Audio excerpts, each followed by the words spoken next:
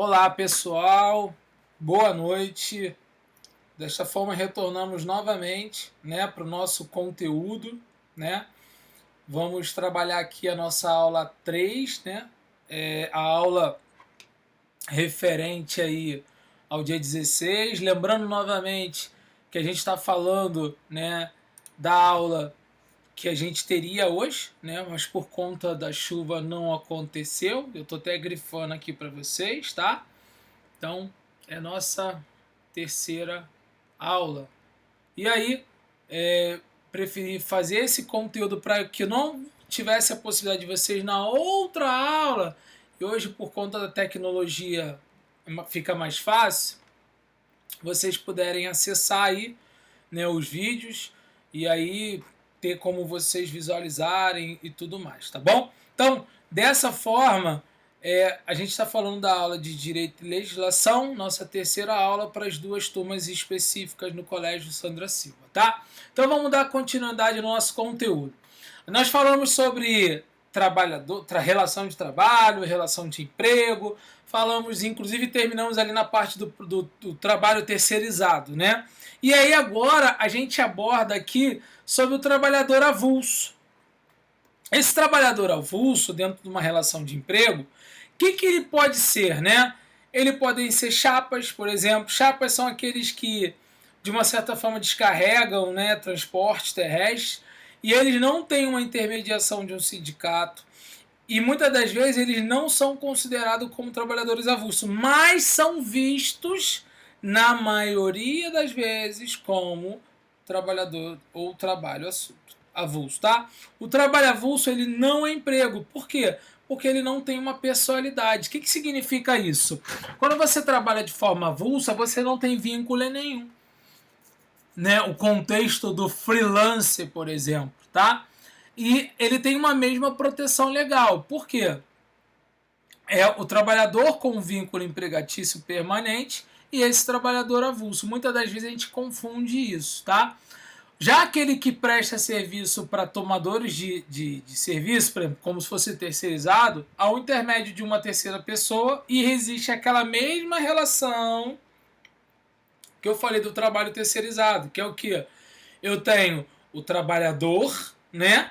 E a relação dele com o intermediário e a empresa. E aí pode existir uma responsabilidade compartilhada, ok? Aí, vou dar um exemplo aqui de trabalhador avulso, que é o portuário. Que é o seguinte, esse trabalhador portuário avulso, ele tem algumas garantias constitucionais trabalhistas, tá? Qual é a característica dele? Isso está na Lei 12.815 de 2013. Quais são as suas características? Ele não tem vínculo empregatício. Por quê? Porque ele não tem pessoalidade e habitualidade. A gente entendeu, para que haja aquela relação de vínculo, tem que obedecer onerosidade, pessoalidade. Lembra? Eu tenho que ter 4 atributos, não eventualidade, por exemplo, que vão ser considerado como um vínculo empregatício. Então, ele não obedece dos 2 princípios. Além disso, pode existir vários tomadores, porque operadores portuários existem diversos. E é eles que vão tomar esse trabalho avulso, que pode ser diário.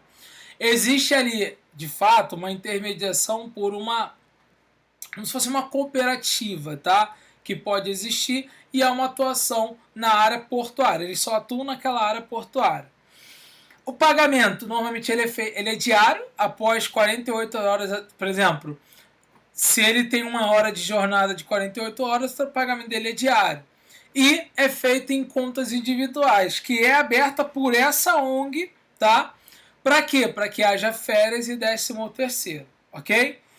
É por intermediação obrigatória, tá? Individual.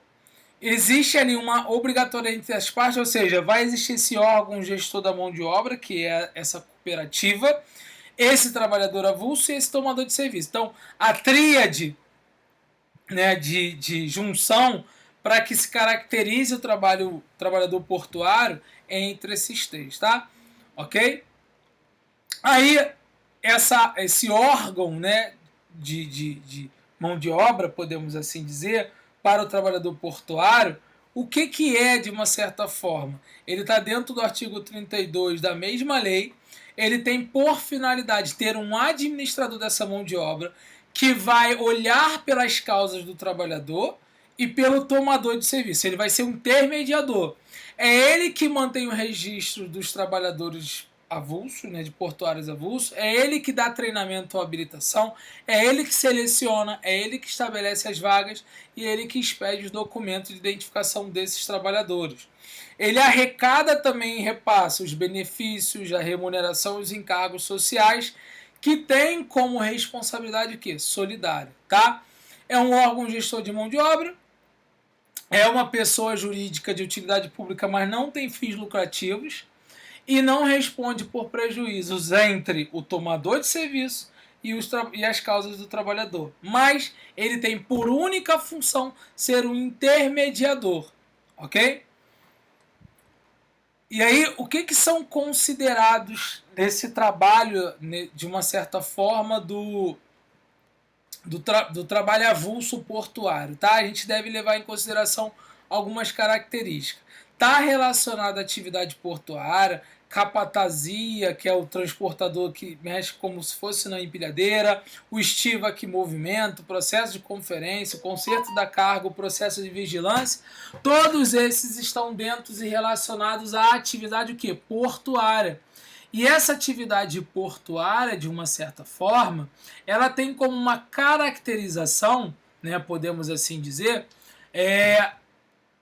toda a atividade que é fim, que está dentro daquele contexto.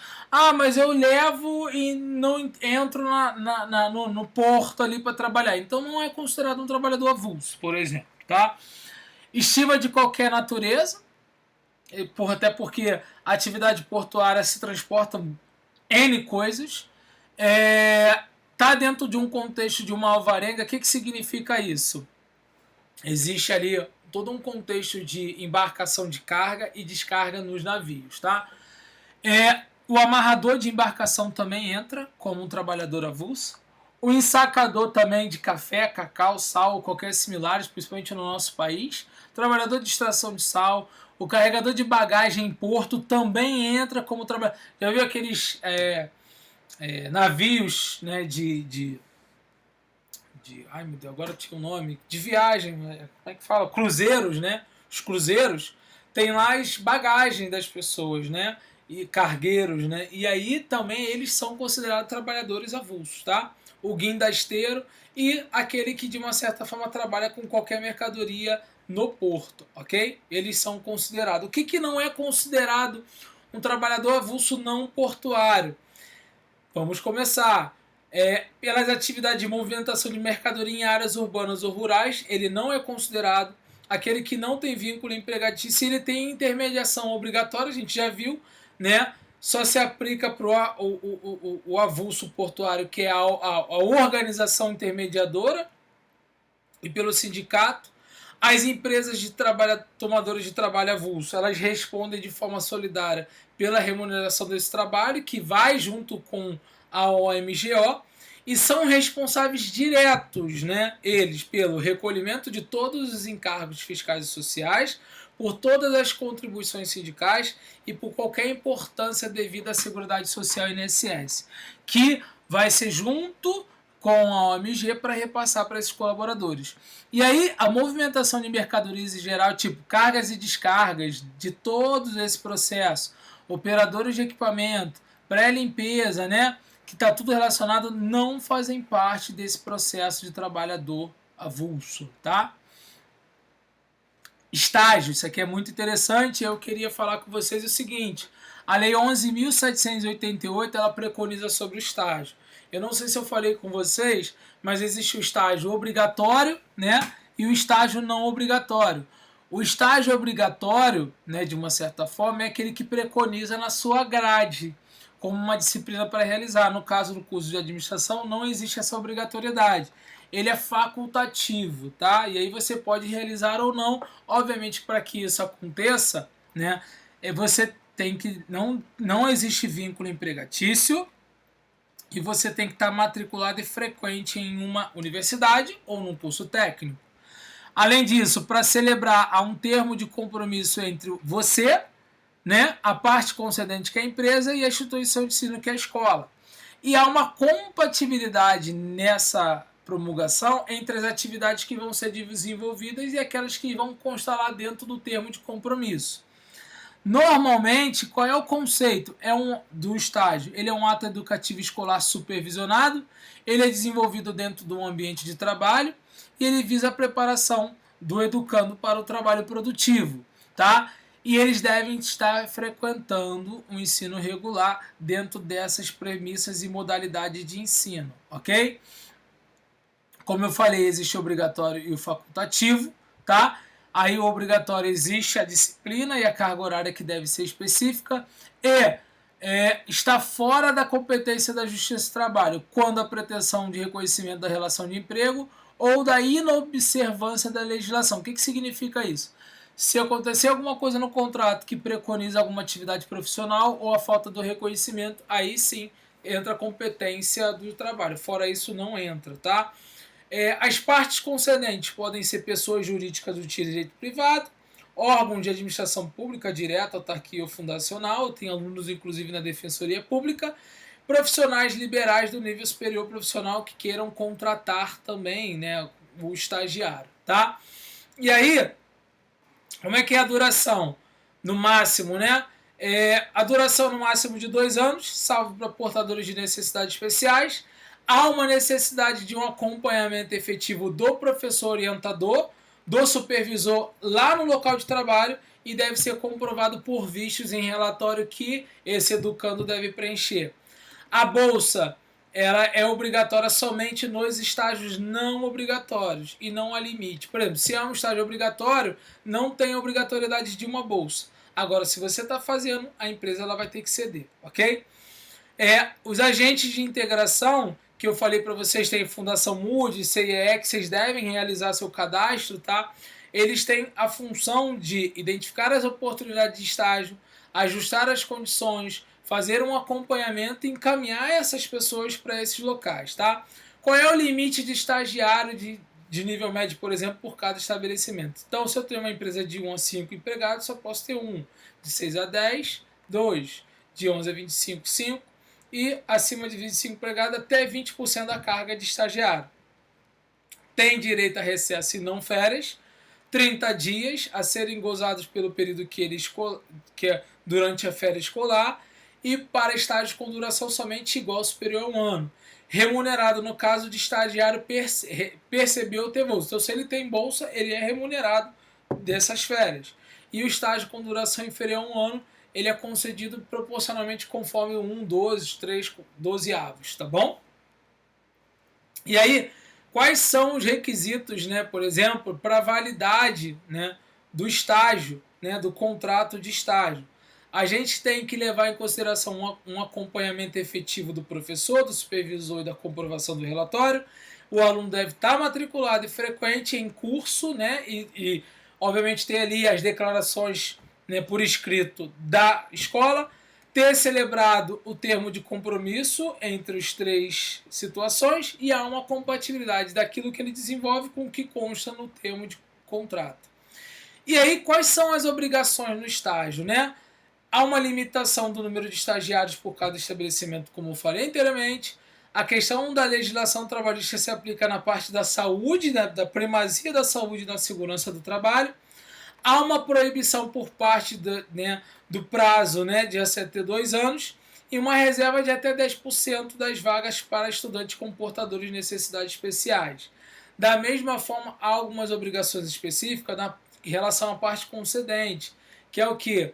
Você tem que orientar no máximo até 10 estagiários de forma simultânea, né? Você tem que indicar ali o empregado do quadro pessoal que vai orientar, tem que haver uma periodicidade desse colaborador, desse estagiário, de ele preencher os relatórios de atividades, né? De ele ter uma periodicidade, de ele ter uma obrigatoriedade de estar no estágio, ok? Então esse, galera, foi o conteúdo mais ou menos da aula de hoje, que se preconiza para que a gente possa entender e dar seguimento. Eu sugiro vocês darem uma estudada, tá? E aí eu deixo como uma atividade para vocês que é o seguinte, principalmente dentro desse contexto, né? Vou botar aqui, atividade. Fazer o cadastro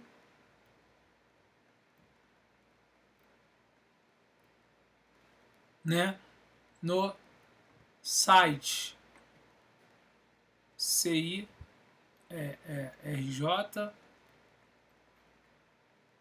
Fundação Moody's e o outro acho que é a Abister. Peraí, deixa eu ver aqui. Vamos ver aqui, agência de estágio.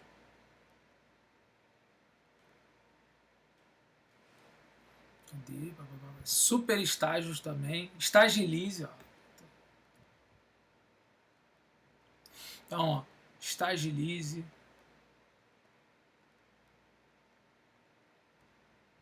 Né? É um legal. Agiel. Tá? Então tem vários. A gente dá para central de estágio, o Nube também é legal. Vocês também terem um conhecimento. Mas agora eu não lembro o outro que eu na época, Abinister, quer ver?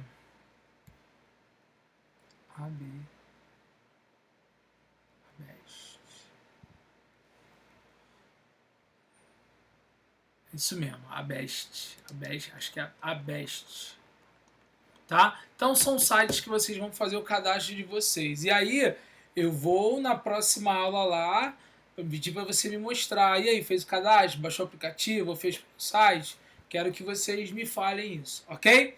Então essa aí é a atividade para que vocês possam fazer e entender um pouquinho mais. Pesquisem sobre a lei 11.788, tá? Que é uma lei interessante, que é a lei de estágio. Tá bom? Fechado? Então, galera, esse material vai ser disponibilizado para vocês lá na pasta virtual do Google. E esses vídeos, o link que eu vou botar no YouTube, no canal, e aí vou compartilhar com vocês também, tá bom? Um grande abraço, fiquem com Deus e tchau, tchau, hein?